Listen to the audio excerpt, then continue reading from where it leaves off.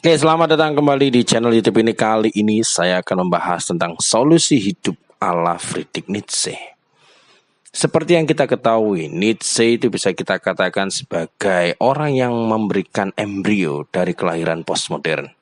Apa yang ia tawarkan itu adalah suatu bentuk kekacauan, tapi kekacauan yang justru membuka mata manusia bahwa tidak ada suatu nilai yang terstandarisasi. Manusia bisa menciptakan standarnya sendiri. Tidak ada suatu bentuk normal. Manusia bisa menciptakan dalam tanda kutip normalnya sendiri. Manusia itu harus hidup dalam kekacauan, bukan dalam suatu bentuk ketenangan atau struktur yang selalu mengekang dan mematikan manusia itu. Mematikan eksistensi manusia. Kalau kita berbicara mengenai nihilisme misalnya, nihilisme, paham suatu sederhananya, paham tentang kenihilan. Apa yang nihil? Ingat, yang dimaksud dengan kenihilan di sini itu adalah bahwa makna itu nggak ada, bahwa standar itu nggak ada, yang normal itu nggak ada. Kok bisa nggak ada? Sederhananya seperti ini. Kalau Anda berpikir bahwa dari mana asal usulnya bahwa putih itu lebih baik daripada hitam, siapa yang menstandarkan seperti itu? Jelas orang-orang memiliki kuasa yang ingin mewacanakan bahwa putih itu lebih besar daripada hitam atau putih lebih baik daripada hitam. Siapa yang memiliki kuasa itu? Yang menarasikan itu adalah orang-orang yang jelas memiliki preference putih. Sama seperti suatu wacana, siapa sih yang mewacanakan bahwa demokrasi itu lebih baik daripada komunisme? Jelas orang-orang yang ingin kebebasan. Mengapa orang berpikir bahwa yang standar itu seperti ini? Jelas orang-orang yang memiliki standar itu, maka ia menstandarkan itu. Mengapa orang-orang berpikir bahwa warga yang asli itu adalah yang paling utama daripada warga imigran? Jelas yang mewacanakan itu adalah warga asli, bukan orang imigran. Bagaimana bisa muncul bahwa yang cantik itu adalah yang mancung sementara pesek itu yang jelek? Jelas yang mewacanakan adalah orang-orang yang mancung. Jadi orang-orang yang memiliki standar itu, yang menstandarkan itu, dan kemudian diterapkan pada semua pihak atau semua aspek. Dan itulah yang menyebabkan bahwa ya itu akal-akalan saja dari orang yang berkuasa, yang menciptakan nilai, menciptakan standar, bahkan menciptakan aturan dan segala hal yang ada di dunia ini. Segala tataan itu adalah konstruksi. Konstruksi dari orang yang memiliki kuasa. Konstruksi bagi orang yang memiliki media atau instrumen untuk mewacanakan atau menarasikan standarnya. Sehingga jangan heran jika sebelum adanya era postmodern, orang-orang itu selalu berpikir secara struktural bahwa putih itu lebih baik daripada hitam, mancung itu lebih baik daripada pesek, langsing itu lebih baik daripada gembrot, dan seterusnya dan seterusnya. Lah bagi Nietzsche, dengan menghilangkan nilai itu, dengan menganggap bahwa segalanya itu nihil, maka kita bisa menciptakan standar yang begitu subjektif, yang tergantung dari kita, tanpa mematikan standarnya orang lain atau mematikan kebebasannya orang lain. Kalau orang-orang berpikir bahwa pakaian yang rapi itu adalah pakaian yang kemeja, Anda bisa menciptakan yang rapi itu pakai kaos, nggak masalah, standarnya Anda sendiri. Tapi itu kan subjektif. Ya memang manusia itu adalah makhluk individual dan kebenaran tentang manusia itu sangatlah subjektif. Anda nggak bisa mencoba untuk menjelaskan kebenaran dari pikiran Anda kemudian dipaksakan untuk masuk ke kebenarannya orang lain. Karena setiap individu memiliki pengalaman individual, pengalaman pribadi personal yang tidak akan bisa sama. Yang pasti memiliki level keunikan yang menjelaskan bahwa mereka atau tiap individu itu pasti berbeda satu sama lain. Perbedaan itu yang harus dijaga, bukan menstandarkan dan seolah-olah semuanya harus mengikuti standar itu. Kalau misalnya standar itu memang ada secara natural, maka bolehlah manusia itu mengikuti standar itu. Tapi kalau standar itu sifatnya konstruktif, berasal dari suatu bentuk kekuasaan, maka bolehlah manusia tidak mengikuti standar itu dan menciptakan standarnya sendiri. Dulu orang berpikir bahwa perempuan gembrot itu yang cantik karena mengikuti tren-tren kerajaan Inggris pada saat itu.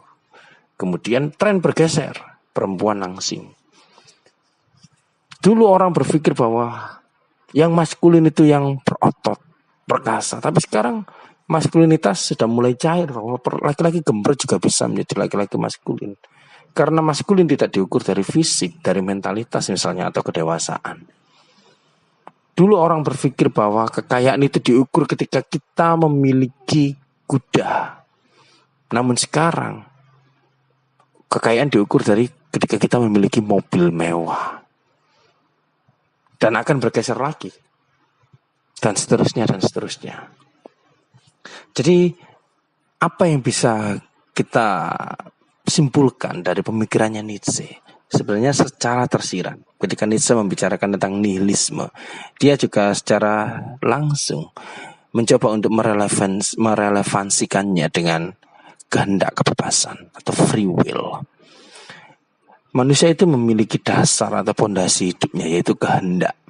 Dan kehendak ini yang gak bisa dimatikan. Anda boleh mengikuti standar apapun, tapi pasti ada suatu kehendak Anda secara personal yang memberontak ketika itu tidak sesuai dengan keinginan Anda atau kehendak Anda. Free will itu pasti ada, dan free will ini yang harus diikuti. Nah, ketika kita mengikuti free will, maka kita akan bisa menciptakan standar kita sendiri. Kalau misalnya Anda memiliki hidung pesek, kulit hitam, Anda bolehlah menampilkan diri Anda yang pesek dan hitam itu dengan standar Anda. Karena kita nggak pernah tahu bagaimana tren itu berubah. Jangan-jangan ternyata ketika Anda menampilkan diri Anda yang seperti itu, senaturalnya diri Anda, justru itu akan menciptakan standar yang baru. Jadi Anda boleh berpakaian seperti yang Anda inginkan. Anda boleh menciptakan lagu dengan nada-nada yang seperti yang Anda inginkan, nggak mengikuti standar atau nggak mengikuti pasar. Anda bisa menciptakan kreativitas sesuai keinginan Anda. Anda bisa berinovasi sesuai keinginan Anda, tidak harus mengikuti standar. Nah, itu adalah kaitan bagaimana kita bisa mendapatkan suatu hikmah dari free will dan juga nihilisme itu. Dan endingnya tentu saja adalah tentang eksistensi kita sebagai manusia. Karena pada dasarnya esensi itu hadir dari eksistensi. Ketika orang coba-coba menciptakan suatu standar kecantikan yang baru, mengeksiskan standar kecantikan yang baru dulu, kemudian lambat laun ketika itu menjadi populer dan orang-orang mulai meniru, maka di sanalah esensi dari eksistensi yang Anda ciptakan. Ketika Anda mencoba untuk menciptakan suatu inovasi dari tubuh Anda, atau kreativitas Anda, atau karya Anda, maka itu bisa jadi menjadi suatu esensi sendiri bagi karya itu atau objek itu sendiri. Karena pada dasarnya esensi tidak akan pernah menjadi esensi atau tidak akan pernah ada selama objek eksistensinya itu nggak pernah ada. Gampangannya seperti ini. Kalau nggak pernah ada, misalnya, kalau nggak pernah ada suatu tindakan, bagaimana ada esensi moral? Kan nggak pernah ada. Kalau nggak pernah ada negara, gimana ada hukum negara? Logikanya seperti itu. Kalau nggak pernah ada manusia, gimana ada makna manusia? Jadi makna itu selalu hadir ketika sesaat setelah adanya eksistensi itu. Itu kenapa kalau kita kaitkan dengan filsafatnya Sartre, eksistensi mendahului esensi. Dan memang eksistensialisme postmodern itu terinspirasi dari Nietzsche yang menawarkan kekacauan. Kekacauan bukan berarti menciptakan kekacauan dunia dalam arti eksplisit, bukan seperti itu. Kekacauan di sini itu adalah mengacaukan standar yang terlalu kaku, yang terlalu hierarkis, yang suka dikotomi, yang suka membeda-bedakan, yang suka menstandarkan. Seolah-olah kalau nggak mengikuti ini itu nggak manusia. Seolah-olah nggak mengikuti standar ini itu kita itu berbeda, kita itu marginal. Kita itu terpinggirkan. Lah, itulah logika-logika yang dibongkar oleh Nietzsche. Kita tahu Nietzsche itu kumisnya tebal, tapi pemikirannya itu setebal kumisnya. Dia mencoba untuk memproposisikan bahwa gagasan mengenai nihilisme, free will, sampai konteks kebebasan itu relevan dalam kehidupan manusia saat ini yang memang membutuhkan kebebasan. Kebebasan berbicara, kebebasan berekspresi, kebebasan menampilkan diri, kebebasan akan tubuhnya sendiri tanpa konstruksi orang lain. Tubuh kita itu tubuh sendiri, entah kita itu memakai tindik, entah kita memakai pakaian yang dalam tanda kutip bagi orang lain itu seksi, kita pakai baju ketat, kita memiliki tubuh gembrot, kita memiliki tubuh hitam, kita itu memiliki tubuh yang seperti yang kita inginkan tanpa terikat oleh apapun, maka kita akan menjadi bebas. Kalau Anda misalnya perempuan tidak terjebak oleh standar kecantikan yang ditampilkan di TV dan media sosial, maka Anda akan jauh lebih bahagia menikmati tubuh Anda daripada mengikuti atau memaksakan tubuh Anda seperti yang distandarkan itu. Kalau laki-laki tidak memaksakan dirinya untuk memiliki perut yang six pack, maka laki-laki akan jauh lebih berbahagia untuk menggembrotkan perutnya dan menciptakan ketampanan dan keseksian dengan standar kegembrotannya sendiri. Karena justru ketika kita mencoba memaksakan diri kita atau mendorong, mempush tubuh kita untuk mengikuti standar-standar yang ditampilkan di media sosial, di publik, atau di media manapun, justru itu yang membuat kita itu tidak eksis. Kita itu adalah tubuh yang dimatikan oleh narasi-narasi dan wacana yang standarisasi seperti itu. Jadi itu saja yang bisa saya katakan kali ini, dan semoga memberikan manfaat dan semoga kita bisa belajar dari pemikirannya Nietzsche. Meskipun kalau kita pikir-pikir ya gayanya Nietzsche, cara dia berfilsafat itu ya agak-agak nyeleneh kayak gitu. Dan memang dari orang-orang nyeleneh ini kita itu mendapatkan suatu pelajaran bahwa kita itu pada dasarnya harus bebas, karena kebebasan itu adalah dasar atau pondasi utama dari manusia. Oke, thanks for watching.